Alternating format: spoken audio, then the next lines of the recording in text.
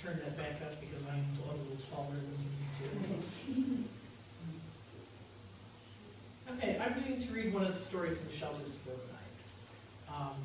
That collection of short stories I wrote, and I sent it along after I found out that there was a reading club here, and that Denise had already sent up the other anthologies and such.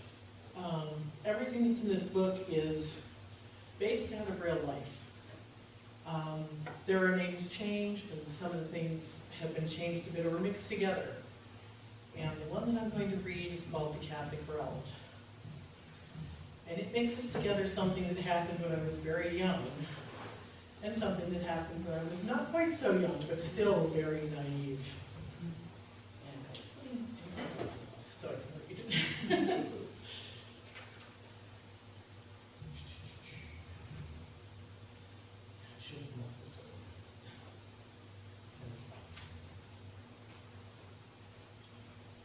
What page? What page? It's on 24. The Cat That Growled. My husband fumbled with the remote, snapping the television off with a frown. 3 small faces looked up in unison, chins flickering blue with the light from their smartphone games. You don't have to turn off your warm movie, Grandpa. It wasn't bothering us. The 5-year-old looked down at his phone again. Cartoons, it's on Cartoon Channel, suggested the 3-year-old. I flipped through the television listings. Try the concert on Channel 7. Music is always good during this sort of thing. The children ignored the concert, playing their games and never seeing the steady crawl of words across the bottom of the screen. More problems in Afghanistan, I thought. It wasn't like it was happening down the street. Then again, they might not have noticed that either. I hadn't. Boston, April 4th, 1968. Finally, a parking place. My father turned off the engine. We piled out of the car and fumbled after my father, trying to hop the pins and needles out of our legs without falling behind as he bustled down and around the block. My mother brought up the rear, scooping up my little sister and shooing my little brother in the right direction. My father stood by a door in the middle of the block, arms crossed and foot tapping. I slowed down a little, waiting for my brother and my mother to catch up. It was safer that way. We left our sleeping bags and stuff in the car for when we went camping the next day. A metal and glass door opened and my uncle stomped out before we caught up. Both men broke into smiles, shook hands, and pulled each other into a pat-your-back kind of hug. My uncle stepped back and held the door open. We climbed up a long set of stairs, then turned around and climbed up even more.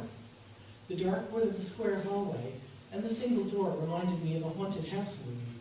So different than the white doors on every house on the street.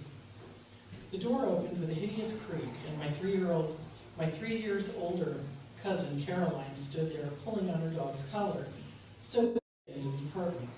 A couch and 2 chairs squeezed into the living room with no windows. 4 doors on the other 3 walls led to 3 bedrooms and a small kitchen.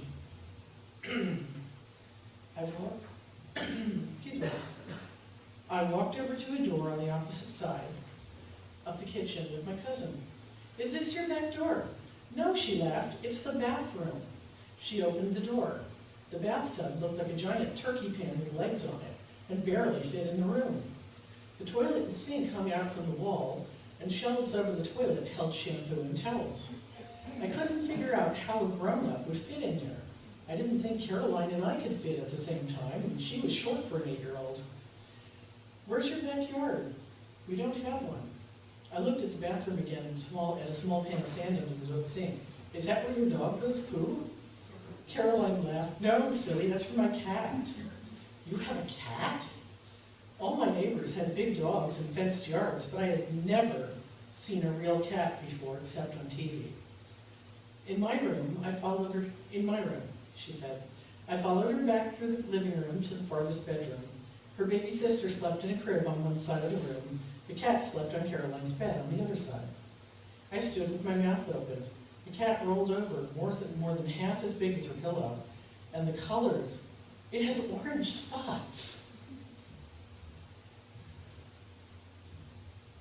"Cats," she said as she pointed her nose in the air, "come in all different colors. This one's a tortoiseshell." "It's not green, Caroline." just black and white and orange. Orange still didn't seem right. Caroline leaned closer to pick the cat up. The cat made a weird noise and slashed out, leaving 2 long bleeding scratches down her arm. Bad kitty, get off my bed. Caroline picked the cat up anyway and dropped it on the floor. It batted at the bottom edge of the bedspread. Caroline held up her arm to show me. Blood dripped on the floor. I'd better get a Band-Aid. 3 washcloths, 10 Band-Aids, and a lecture from her mother later, Caroline and I settled them and played shoot some ladders on the living room floor. Her little brother came out from his nap and walked across the board, scattering the pieces. We ate supper early, and words started crawling across the bottom of the TV screen. Near bedtime, we heard someone scream outside, and loud, angry voices shouting, "No!" We ran to the windows in her room and peeked out long enough to see crowds of people about the street before my aunt made us stay away from the windows and come back into the living room. More shouts and more screams, and the sound of people crying. We could hear glass breaking down by the street, and my aunt turned off the TV and most of the lights. We sat in the dark, listening to crashing metal and pushing noises and really loud firecrackers. I wanted to go look again because I could see flickering lights by the edges of the bedroom curtains. They wouldn't let me see. Pretty soon we heard fire engines and police sirens mixed in with the shouting. We sneaked back into her room and looked out the window. There were police cars everywhere, but they were all the wrong color. White cars with black markings instead of the regular black cars with white markings back home. Our parents spoke in hushed voices about someone who died in some kind of fight in a place called Roxbury. "Where's Roxbury?" I asked. "It's another place in Boston," said my mother. "It's a place where they bury rocks," said Caroline. "Who would bury rocks? They're already on the ground." We found about 1 million of them when we tried to make a garden in the backyard at home. After a while, I fell asleep on the floor. I don't think the grown-ups slept at all. The next morning was as quiet as a haunted house in one of Daddy's horror movies, right before everything was wrong. We sneaked downstairs and looked out the door. Broken windows and glass bottles littered the street, and some garbage cans were all black on one side. It smelled like a campfire. Ripped-in signs lay all over the sidewalk. A couple of cars flipped on their sides or completely upside down, blocked part of the street. One had little fires inside it. 2 of the weird police cars were parked by the corner, all dirty down their sides. "They should have used the regular black ones," I whispered to Caroline. "They wouldn't look so messy." "Get back upstairs, you 2. Caroline and I shrieked and jumped as her father's voice right behind us. We scampered back inside. All the grown-ups were wide awake and watching the TV. "The streets are a mess. You should stay another night until they clear them." "I think we're just going to cancel the camping trip, assuming our car survived the night." My father didn't sound happy. "Things are too quiet out there. I wouldn't recommend walking around the block to check." It wasn't really that quiet anymore. You could hear the rumble of tow trucks and the shouts of their crews as they started taking the broken cars away. By lunchtime, people started filling the streets again. More angry voices. I wondered if they were going to set off firecrackers again. Maybe this time we could watch. We had an early supper again, and Caroline's cat finally made a normal cat noise. Meow. It meowed the entire time while she opened the cat food can, then ate the squished tuna fish inside. Yuck. I helped feed her dog instead. Dogs made sense to me. When the sun started going down, the adults closed all the windows, pulling sunshades and closing curtains. It's time for everyone to be quiet. They turned the TV on very low. All the little kids got sent to bed. Caroline didn't think it was fair that her brother only had to share with my brother, while she had to share with me and both our little sisters. Again. And the cat. My parents planned to sleep in the living room, so we couldn't even sleep on the couch. We stayed up and watched the TV. Words kept crawling across the bottom, blocking out part of the show. Right after dark, we could hear things breaking again and some people shouting. Caroline and I snuck into her bedroom and looked out the window. More white police cars drove very slowly up the street. A few minutes later, the TV show cut off in the middle of a sentence, and some man introduced a singer, Mr. Brown. I remember that because I thought it was funny that his skin was the same color as his last name. That would be like calling me Miss Freckles or my little brother Mr. Redhead. The singer was pretty good. with a deeper voice than my father. He sang the Grapevine song that I heard on the radio a lot. Man, that cat can growl. My father seemed to be enjoying the music too. Either that, or he heard Carolyn's cat. The cat stayed in Carolyn's room the night before, when I fell asleep on the living room floor. I was still afraid that it would claw me up. I didn't want to go camping or go home with a bunch of Band-Aids on my arms. I guess the people outside went in to watch the man sing on TV too. It got kind of quiet outside, but not the scary quiet from the morning. I went in to sleep. The next morning sounded more normal. Cars driving up the street, and people talking in normal voices. So many cars got towed that lots of parking spaces were empty. My father walked around the block to check on our car. He came back pretty quickly and parked in front of my uncle's door. We ate breakfast and got all ready to go. Other than being a little dirty from all the garbage campfires, our car looked great, except it was a little tilted. We had to take everything out of the car so my father could fix the flat tire. He drove over a broken bottle coming around the block. After he put the spare tire on, we said our goodbyes. I stood by the inside door. Carolyn's cat walked up to me, rubbed against my leg, and growled over and over. He likes you, Carolyn sounded happy. He's growling. The steady from her cat terrified me. Carolyn laughed. Didn't you ever hear a cat purr before? It means he likes you. Well, what's the hold up here? My father came in. The cat is growling. I don't want it to claw me. It won't claw you. He scooped me up and carried me up to the car. All the way home, I thought about the cat growling and how it wasn't really a bad thing, and about what my father said about the singer on TV. His songs, his growls made everything better. Maybe cats weren't so bad after all.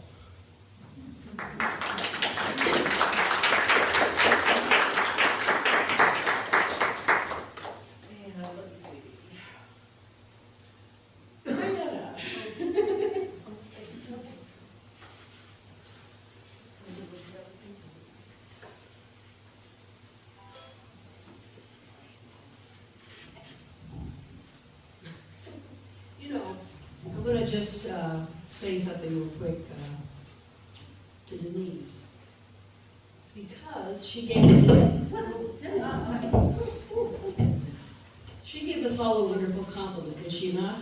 And so I just want to pay that with she's a beautiful person, she's a really good writer, and she's a wonderful friend.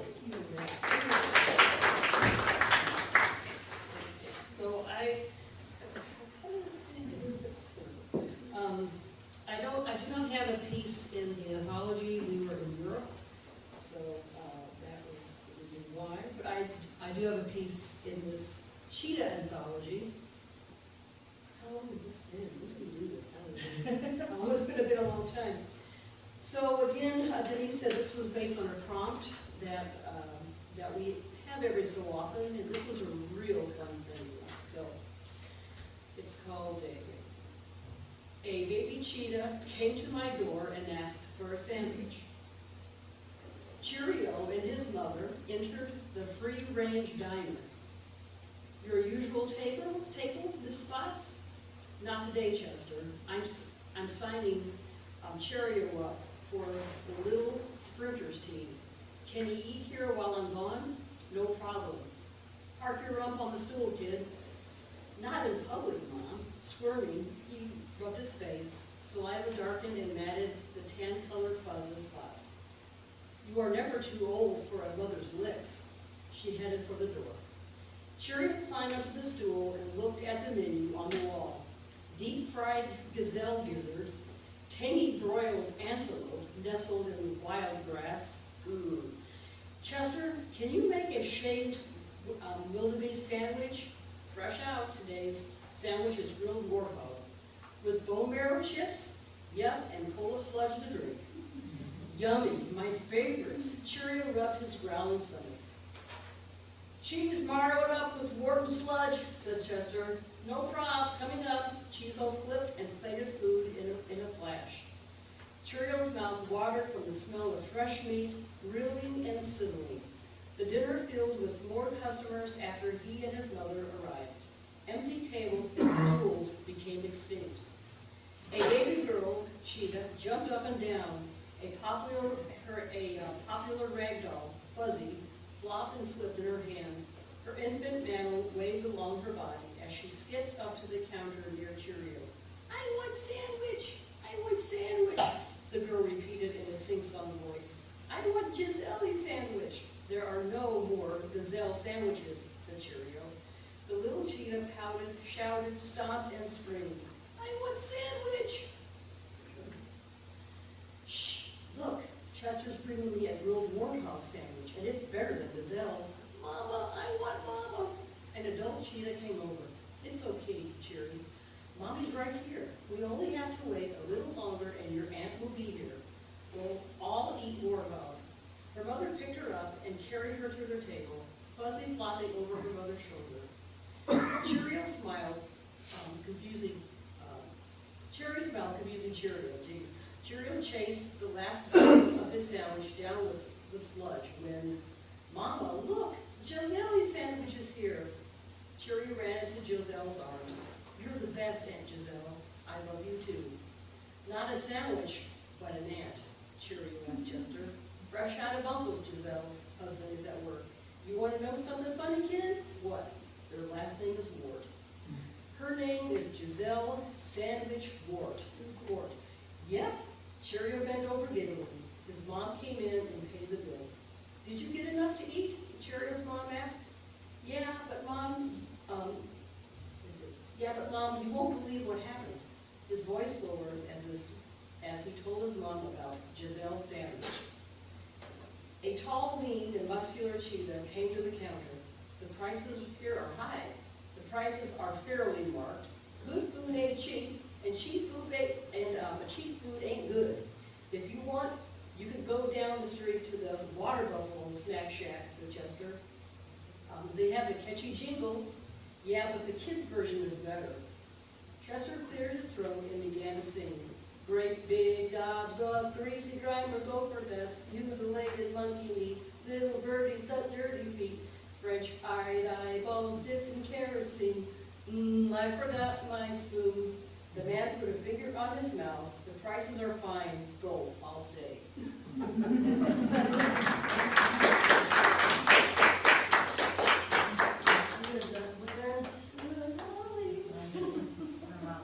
You're up.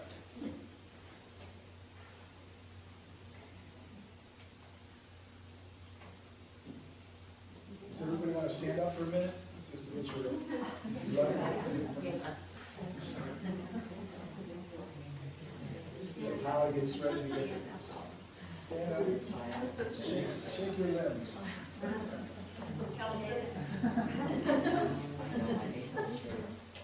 We've only got another 20 minutes to go, so make yourselves comfortable.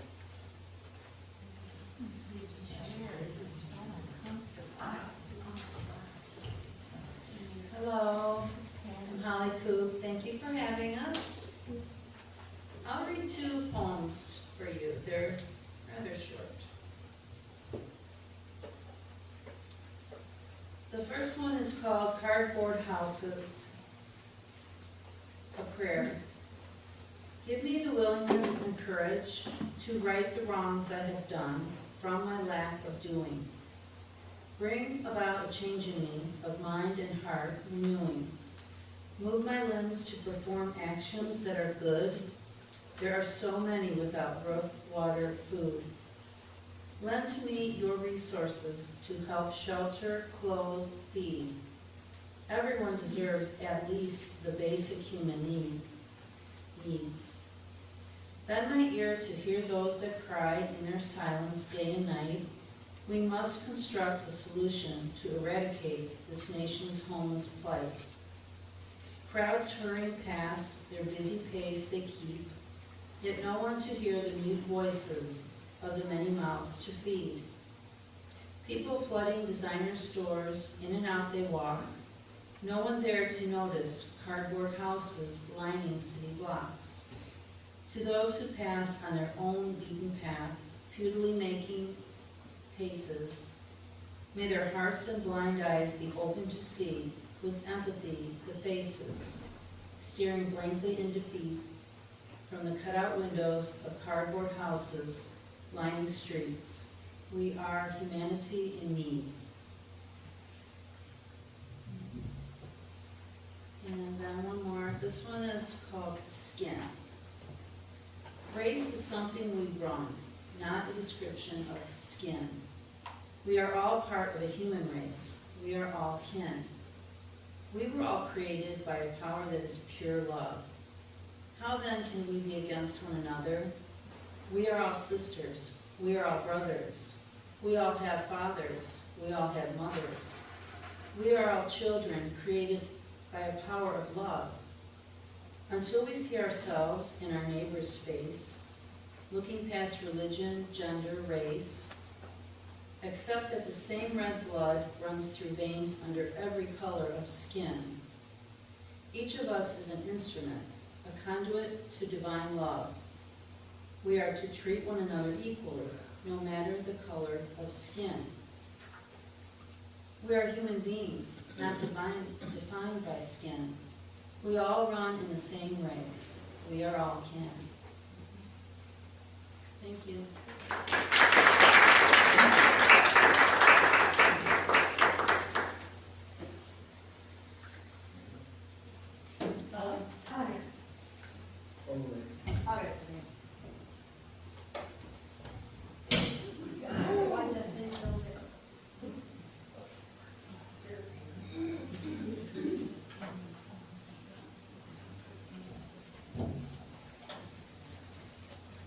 Thank you, everybody.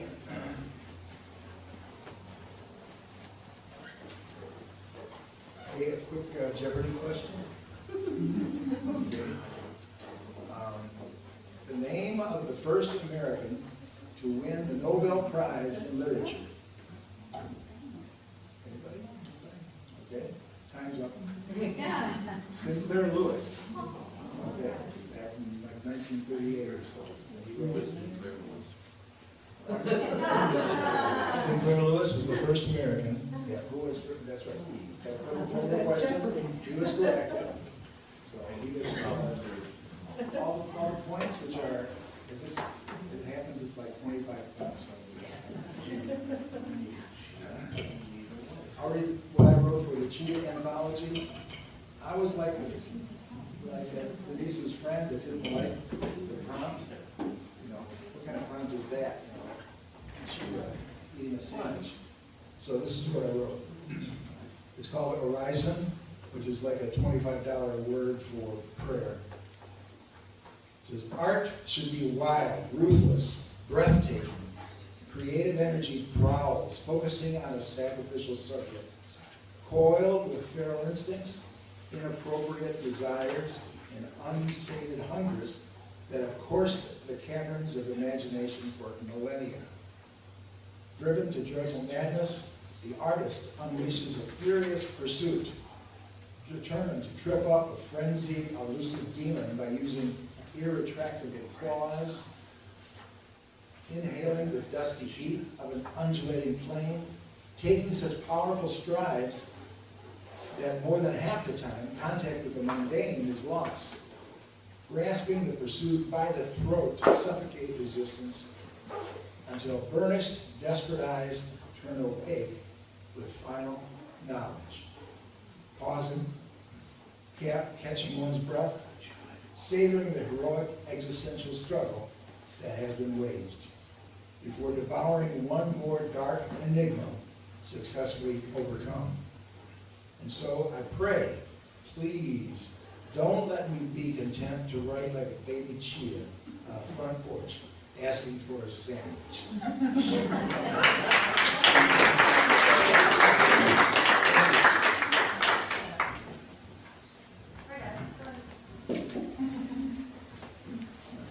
And then one more, and it's historical. While he's making his way up here,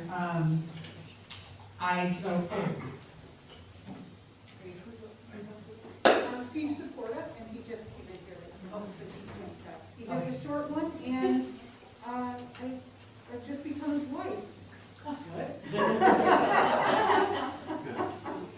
And that's okay, because someone over here is a cheetah.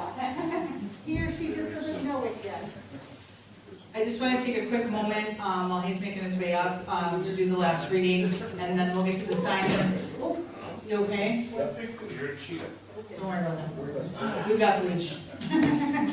I do just want to say one thing very quickly. So the books that you're all enjoying today were all donated by Denise and Colleen and the group. So if we can thank them very much, so here now, thank you.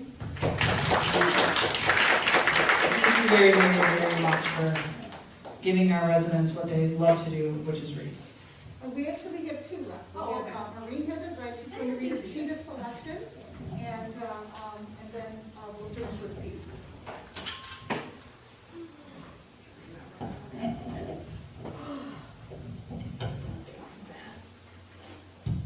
Okay.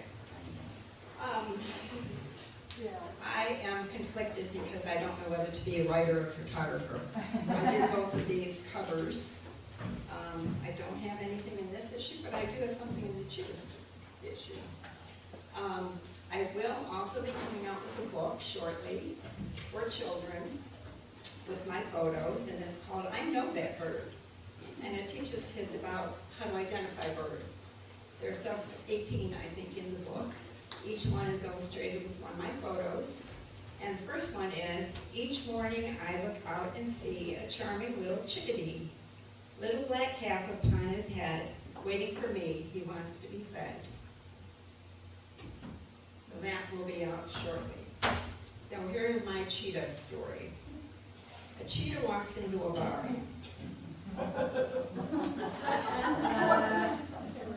A sandwich? You never ask for a sandwich. It's always pie. Pie, pie, pie. What's wrong, Chief? I'm not sure, he said, settling into a booth. I'm just not feeling myself today. I brought the sandwich and set it on the table in front of him. He gave it the eye, then yawned and put his chin back on the table. You getting enough exercise, I asked. His eyes didn't seem to have their usual sparkle. Yeah, I raced a gazelle last night, but I just wasn't feeling it. Almost let him win. But you didn't? Nah. After I passed him, I just kept going and went home. Everything okay at home? Mrs. all right? I asked as I slid into the seat across from him. This wasn't like Chi. His nose twitched as I inched the sandwich a little closer to his side of the table. Hippo? He asked. His dark eyes were half closed and he seemed focused on something way off in the ether. I think I'm getting old. The words were so soft, I wasn't sure at first that I'd heard him right. But by the hangdog look on his face, I knew I had. I reached over and put my hand on his paw. Aw, Chi, you're not old. You beat that gazelle, didn't you? Yeah, but I didn't care. This was sounding serious. Maybe you're just bored. One eye opened and looked right at me. You're right, I am bored. And those tourists, I am so tired of them not knowing a cheetah from a leopard. Sheesh. Chi, you're not the one who, did in that hunter, are you? Nah, Brick, wasn't he? Too dry. Gotta say, he deserved it, though. I couldn't argue. We all felt it was karma. I shuddered. Not much left of that one. Just a few bones next to his show-off pith helmet and a big-ass rifle. I'm thinking of getting a motorcycle. The eye continued to look at me, waiting for my reaction. But Rita would probably kill me. Just then, the bell on the door jangled, announcing that another customer had walked in. I slid out of the booth to go wait on the zebra, and when I looked back to see if she was all right, he was gone. So was the sandwich. I smiled. That at least gave me hope. The next time I saw Chi was a couple of weeks later. His coat was shiny and his eyes bright as he swaggered in and ordered a couple of pies to go. What kind of pies do you want? You know what my favorite is, but I'll take whatever you got. No, wait, make one pigeon. For Rita? I knew her favorite too. His grin was something to behold. He nodded and looked out the window. My eyes followed his and widened at the sight of Rita perched on the back of a big black motorcycle. Now don't forget, these are both cheetahs. I looked at Chi, astonished. She didn't kill you. No, we talked, and it turns out she was getting bored too. The kids are gone, and we've got all this time on our hands. We want to see the world. I find myself tearing up as I put the pies in boxes and put the boxes in a bag with a couple of bottles of water for the road. I'm going to miss you, Chi. God, Dad, I'm going to miss you too. And your pies. You know you've got the best hippopotamus around. They lost like a couple of hyenas. I put my arms around his neck, and he nudged a stray tear from my cheek. I watched through the big window as they eased onto the grassy ruts that passed for a road. Rita perched on the bag with the pies wedged in between them. I kind of envied them. It would be nice to see the world. I just knew Chi was grinning ear to ear as he laid his ears back and gunned it.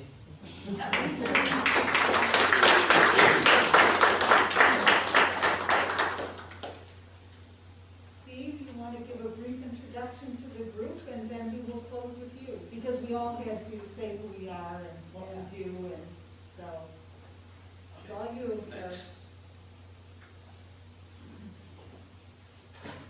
Thank you. My name is Steve Supporta. I'm a local attorney. I'm part of this writers group.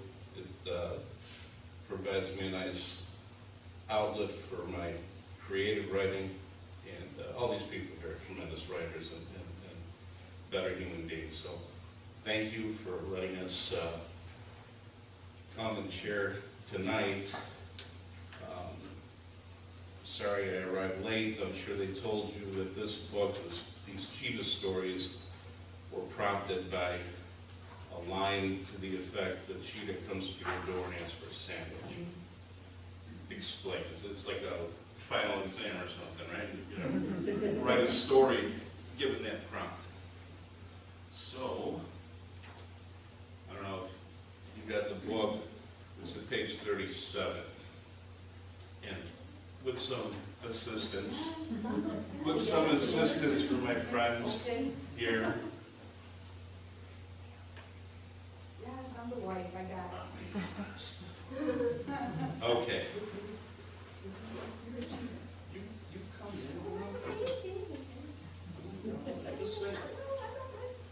in. I just recruited them 30 seconds ago to help me. Okay. The baby cheetah. A baby cheetah came to my door looking for something to eat. I know this because the cat moved its jaws and miraculously started to speak. My coalition of brothers, like so many others, didn't stop me when I started to stray. So now here I am, looking for food. In fact, I've been looking all day. I wandered off from the rest, but when put to the test, the hunter in me was found wanting. What I would give now for a quick bite of chow, my hunger, I felt, just keeps mounting. After some hesitation and with much trepidation, I let the animal into our house. It leapt onto our couch, then ascended the drapes, went into the room, walked my spouse. What's going on here? My wife demanded to know. I looked at the stain on her face. This cat wanted food, so I let the thing in, not thinking he'd tear out the place. The cheetah jumped down and started to crawl, its shoulders hugging the ground. Its haunches were rolling with each step it took toward my wife as it made not a sound. Now this thing's stalking me. This, my lovely wife cried as the cheetah slowly drew nigh. It sprung from the floor, all 4 feet in the air, its teeth sinking into her thigh. The claws followed next, wrapping tight all around my wife's leg, beginning to bleed. I'm not a bad hunter after all, am I? Asked the cheetah as it started to feed. My dear wife passed out from the shock, from the pain, from the blood, and the crushing of bone. I was left with no choice but to turn and to run and to leave hunter and prey all alone. As I ran from the scene, as if in a dream, I recalled a short poem of my youth. My wife's very flesh, this cheetah's teeth gnashed. And while Ogden might find me uncouth, I believe this sad tale must end with a moral, or perhaps with another poem appended. A cheetah, it seems, is much like a panther, who ought to be feared and respected. The panther is like a leopard, except it hasn't been peppered. Should you behold a panther's crouch, prepare to say ouch. Better yet, if called by a panther, don't answer.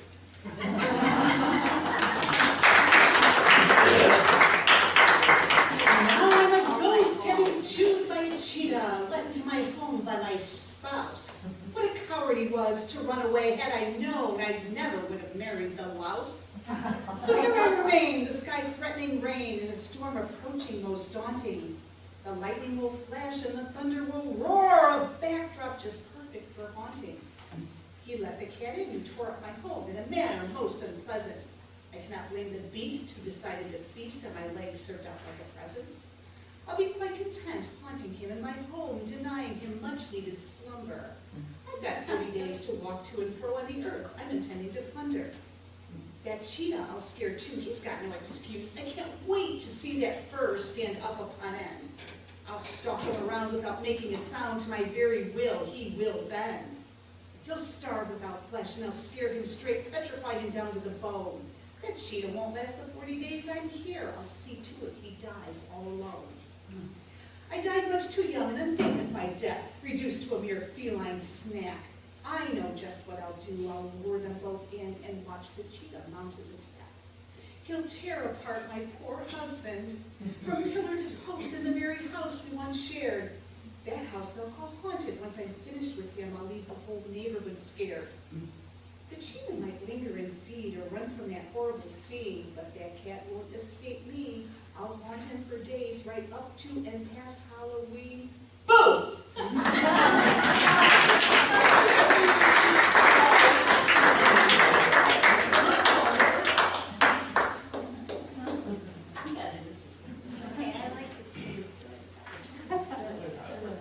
That was good. I am not that short. Sorry.